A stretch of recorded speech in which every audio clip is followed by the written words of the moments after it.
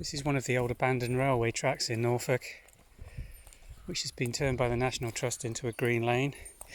They cut it with a flail cutter every year, and they have cleared out the bramble and some of the older trees that have fallen down on the sides of this. It's now being pollinated by some lovely wildflowers.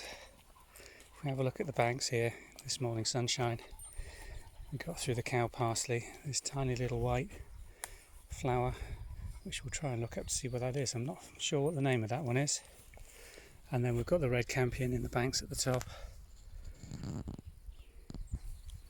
She's flowering very nicely at this time of year. There's quite a variation in the colour of the red campion.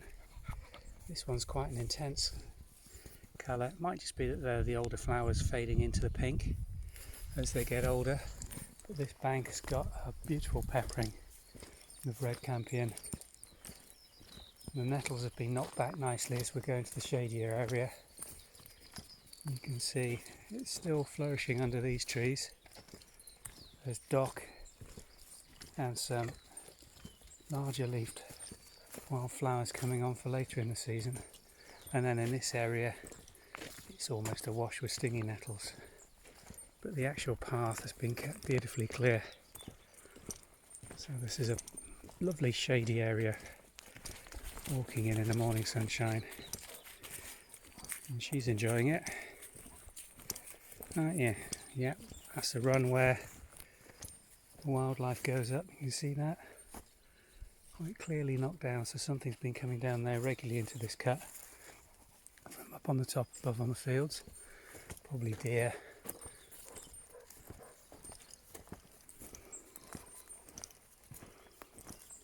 More campion on this side. Just look at that, beautiful. Up on the bank there's an old oak tree. There's quite a few oaks. Its major planting along here is actually oaks. This cut was probably closed as a railway cutting in the 1960s. Since then quite a few of these trees have filled in. None of them would have been allowed this close on the actual track bed, which we're walking along at the moment.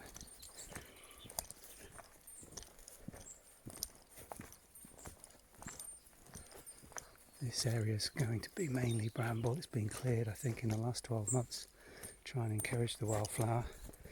All we've got in here at the moment is this stuff along the base. Getting a grip. There has been primroses flowering on this bit earlier in the season. I think the area we're coming up to on the left has got quite a few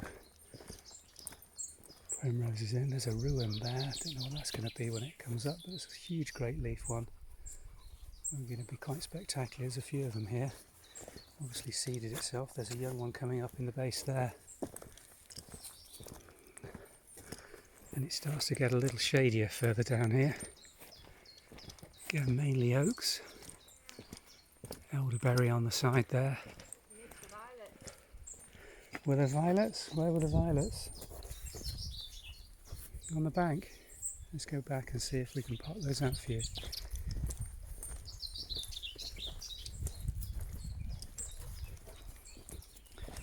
Oh yes, walk straight past it, but look at this, dogtooth violet. Gorgeous. Speedway. It's actually going all the way up the bank there, very fine. There's obviously a rabbit warren at the top there somewhere. You can see the sand that's being chucked out.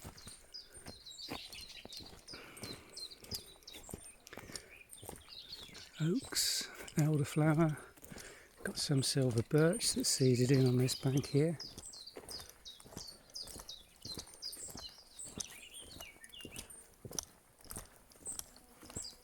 Look at the ferns in this shadier area. It's quite a steep bank here. And we've got those beautiful ferns just opening up with further campion coming up in between them. Quite a bit of sticky weed. This is wild strawberry in here, look. Tiny little flowers, and the strawberry leaf. Quite a little bank of it there with more dogtooth violet in between. Lots of wild strawberry with more ferns.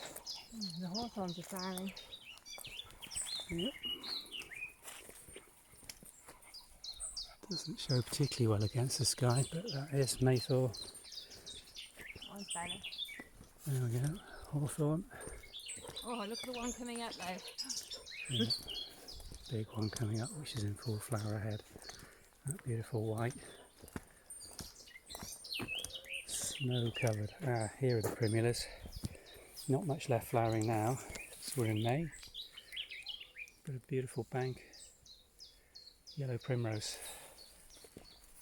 All up that bank. Look how gorgeous it is. With the centering thing. I wonder if that's going to capture on this through the trees. So beautiful. Look back. That's an oak, and this is where we've been. Beautiful.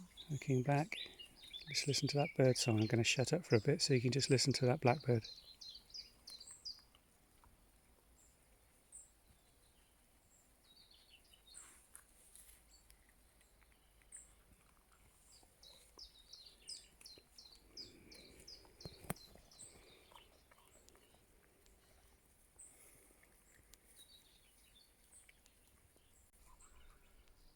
Here we've got a blue flowering wild borage that's seeded into there.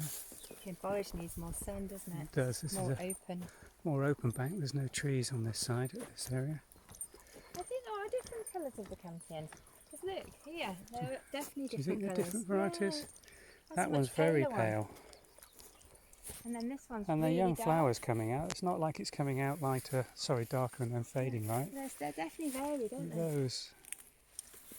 That's a really intense flower on that There's a white campion. campion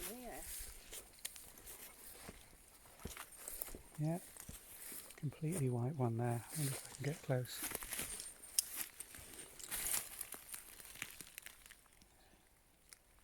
So growing almost in the same area. One white, some dark pinks and the lighter pinks. And we've got that beautiful flowering tree, the hawthorn, in full flower here against the blue sky. Absolutely beautiful. Here again we've got, on this sandy bank, a huge area of wild strawberry, just running all the way along the floor of this woodland. Coming into more borage here, campion, and we're right under that beautiful hawthorn at the moment, scent of which is absolutely gorgeous. And just opposite it, again a lovely drift of this white flower.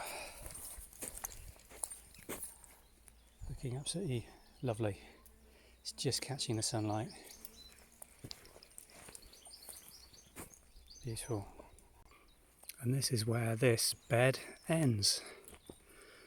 Would have originally continued on in this cut for another 50 yards before going under a small railway bridge.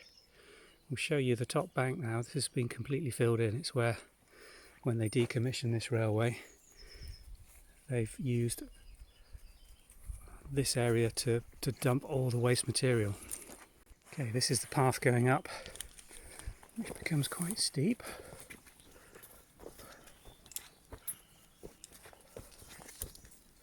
You can see some of the ironwork coming out of the bank that's just been dumped here. Old blocks of concrete, stone, more bits of railing.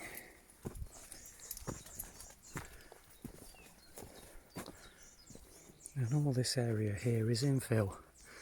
The cut would have continued on to where those telegraph poles go, with that hawthorn marking the boundary of the little lane.